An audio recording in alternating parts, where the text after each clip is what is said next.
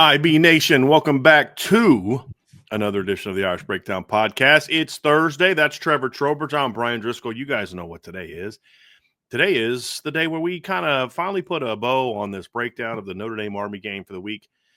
Trev, big game for the Irish on Saturday. Played number 19 Army at 7:30 on NBC inside Yankee Stadium. The Irish will be wearing their alternate Shamrock uniforms. We'll see how those look in real person. I think you like them. If I remember correctly, you like them because you're young. I'm old. I didn't like them.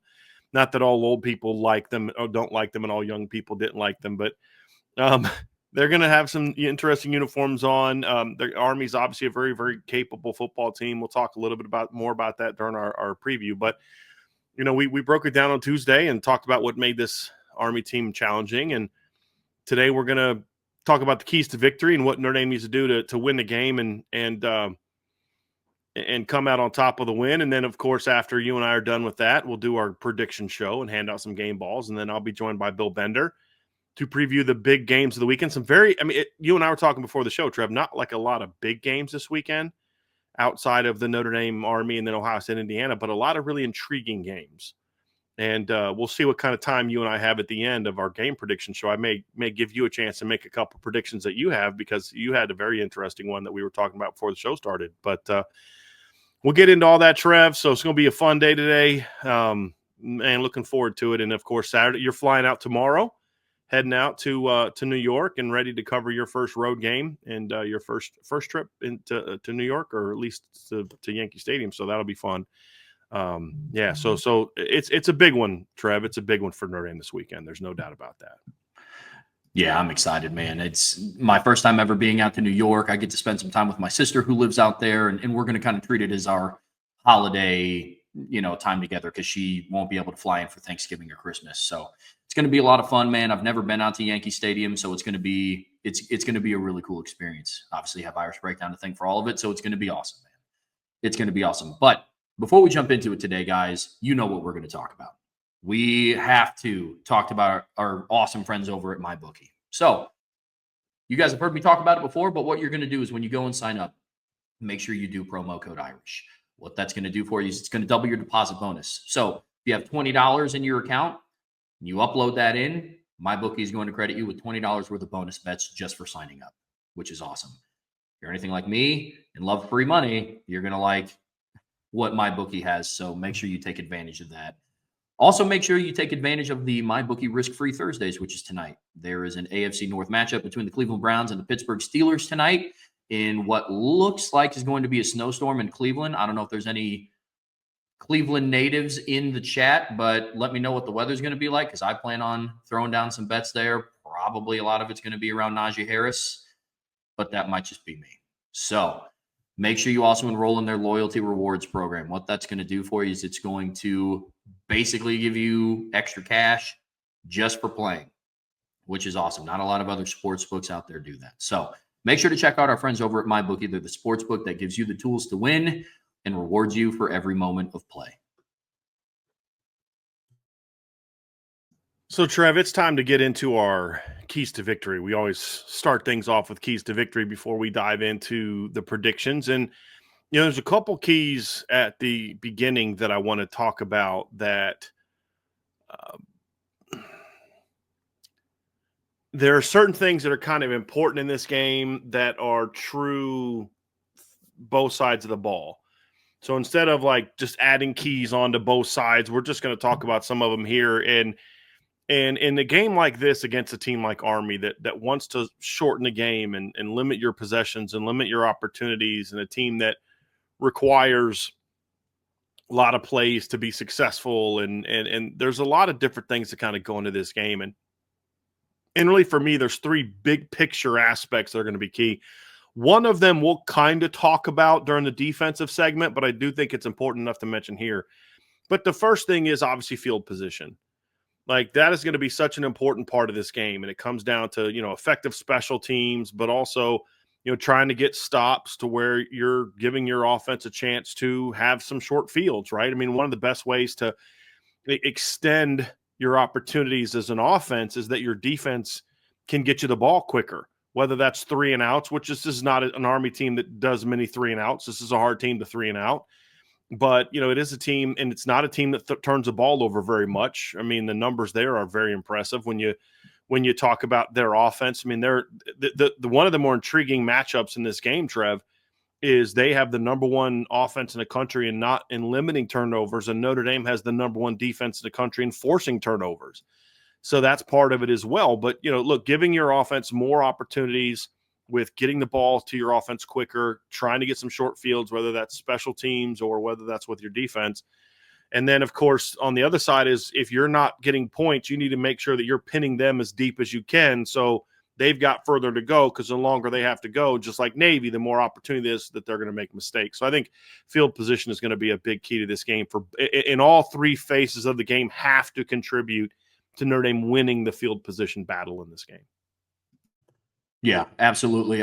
Marcus Freeman talked about it in his post-game press conference against Virginia, but I think outside of Northern Illinois, in every game this season, they've won the turnover battle and they have won the field position battle, which has been so crucial to their success. And especially when you're going up against a team that can put together long, methodical drives like Army can, and when offensively you are a team that kind of sputters from time to time, like you're a very inconsistent rhythm-based offense, battle of field position is going to be huge, because offensively you don't want to be starting every single drive inside of, the 15-yard line, and defensively you don't want to be giving Army a chance to have a short field, but they can still eat the football. Like I said, against North Texas, Army went on a 10-minute long drive that went for 43 yards.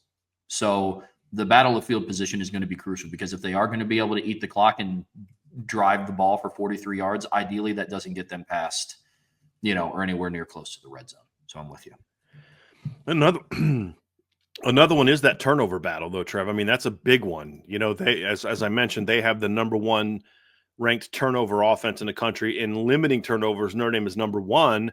Notre Dame's offense ranks 25th in limiting turnovers, and their defense ranks 55th in turnovers gained. But if you look at it a little bit deeper, Trev, they are really good at picking the ball off. They've only forced 14 turnovers all year, all of them interceptions. I'd kind of do and I'm actually, now that I'm talking about it, I want to do it again just to make sure, because I don't think that they've recovered a fumble all season, which I probably shouldn't talk about that. But, it is kind of wild they haven't recovered a fumble all year. Opponents have only put the ball on the ground 4 times. And when you consider how good their defense is production wise, but if you look at the statistics though, Trev, they rank 9th in the country in interceptions. So even though they don't force a lot of turnovers as a whole, they're very good at forcing turnovers in the pass game. And so obviously you can't give a team like this short fields, and you can't lose. And we talked about the field position aspect of it, but in a game where possessions are likely going to be limited, you can't afford to not maximize and finish your possessions with points. And on the other side of the ball, if you can get them, because once we saw Navy turn it over a couple times, they just got completely out of rhythm and they were sunk. No pun intended on that one. With Army, it's the same kind of deal. They're a rhythm-based offense. You know what I mean? And if you can get them out of rhythm, they're a little bit more able to just pound you into submission than Navy was. So they can kind of get themselves back on track to a degree. But if you can get the ball, I think that's a big part of this one as well, Trev. And then not turning the ball over and then forcing some turnovers, because this offense doesn't really know how to deal with that, to be completely honest with you, because they haven't had to deal with a lot of turnovers this year. I think they've only lost 3 turnovers, I believe. I'm going to go to their offense. Yeah, they've only lost 3 turnovers, Trevor, all season. And one of them was an interception and 2 of them were fumbles. That's it in 9 games. Yeah. So, if you can force 1 or 2 of those, because remember, Navy hadn't turned the ball over at all when they had played. I think Notre Dame has twice played teams. I'm going to check this real quick, because I think I'm accurate on this, Trevor. I'm going to just give me a second to pull this up, but I'm pretty sure. No, Navy had lost 2 in the first game of the year against Bucknell and hadn't lost any in 5 games. And Louisville hadn't turned the ball over at all the whole season until they played Notre Dame. I'm pretty sure that I'm correct on that one. And so, and then obviously in both situations, Notre Dame, yeah, I'm correct on that. Louisville not turned the ball over in their first 3 games. Notre Dame forced 3. So, like, they've been pretty good at forcing turnovers of teams that aren't actually prone to turning the ball over, and you got to hope that that can continue in this game today. Yeah, absolutely. I mean, the way that Army is set up, the way that most triple option teams are set up, is they're not built to play from behind in any sense. There's a lot of people that say, well, it's hard for them to play behind on the scoreboard. Agreed. It's also hard for them to play behind in the turnover margin, behind the field position battle, behind the sticks. You know what I mean? So that's to your point about Army being very rhythm based. Like, it's very reliant on, you got to take care of the football and make sure that you have efficient run plays. Negative or no gain plays for a triple option team is really, really tough, because then they don't have that, especially a team like Army. Navy did kind of. Notre Dame did a good job of taking it away, but Army doesn't have that, second and long passing package to get you into third and manageable. You know what I mean? So it's going to be interesting to see how Notre Dame kind of keeps everything in front of them from a run defense standpoint. I know you and I are going to talk about that later, but it's going to be interesting. I think Notre Dame's defense is only forced, because I think they recovered a couple, but I think they've only forced one fumble on the season, and it was against Virginia, because Rod Hurd's helmet punched out the running back for Virginia's, and Xavier Watts recovered it. I do remember that. They forced more than that. You just about on defense? Because I know they forced some on offense.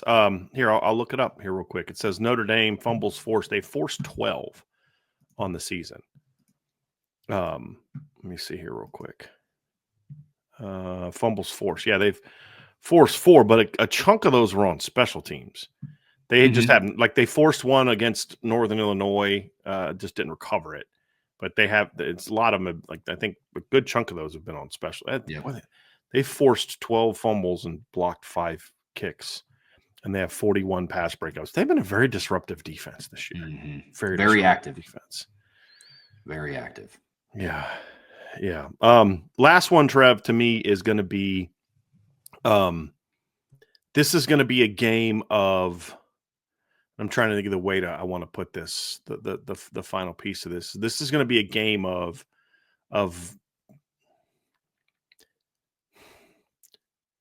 who can take control from an energy standpoint. And I'm not as worried about that with Army, because I feel like they are who they are. They're going to come out focused, locked in, intense, physical.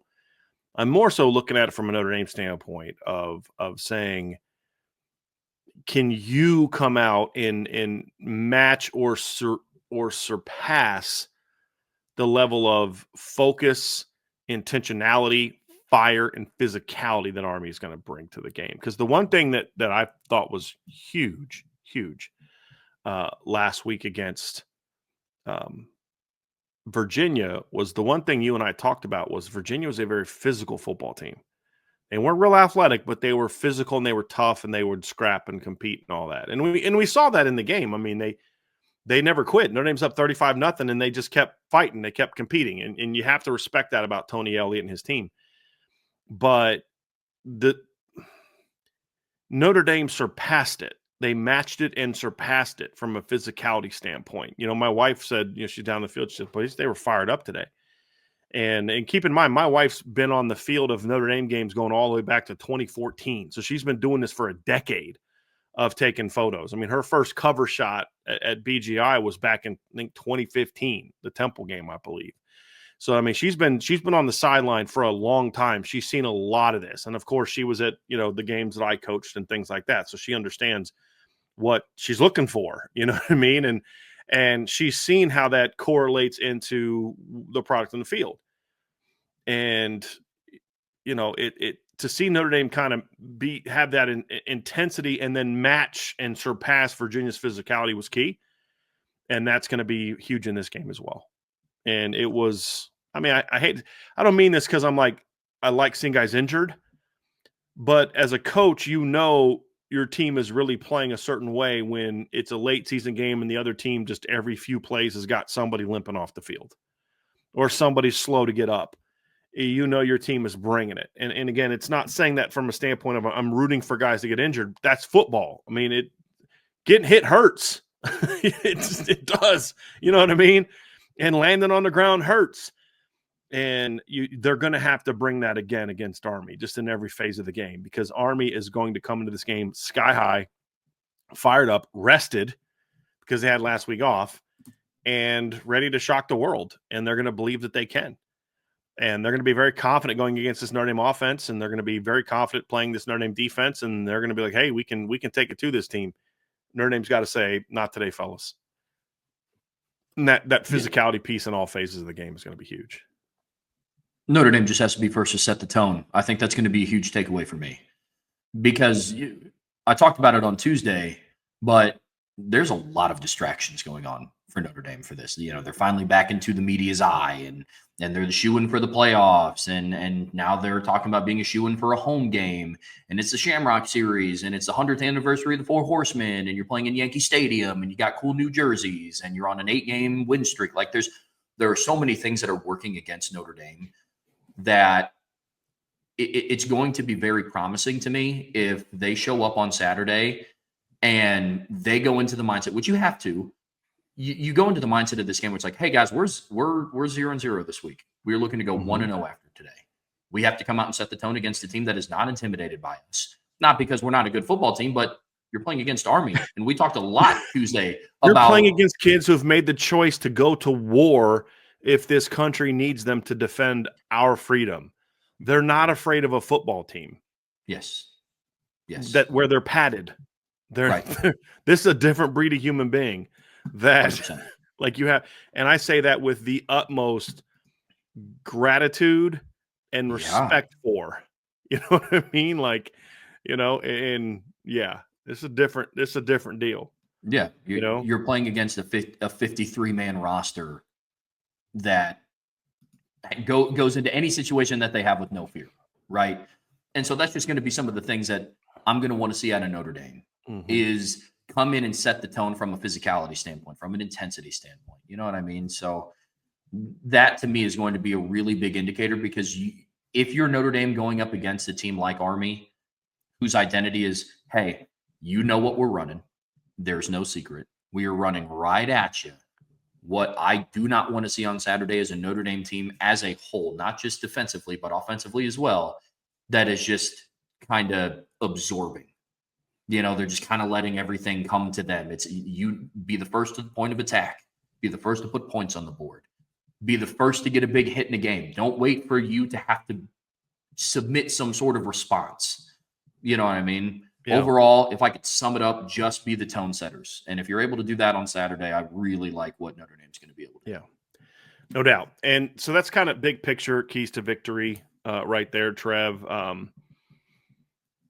We're going to get to offense here in a second, folks, but do me a favor. Y'all see that little thumbs up thing down there? Hit that like button for us, okay? And it really helps us out a lot. We really appreciate it. Go ahead and share this podcast with your friends and family as well. Not just sharing it, literally sharing it, but also to verbally and express it and let people know kind of what we're doing here at Irish Breakdown. And, of course, make sure you're signed up for the message board at boards.irishbreakdown.com.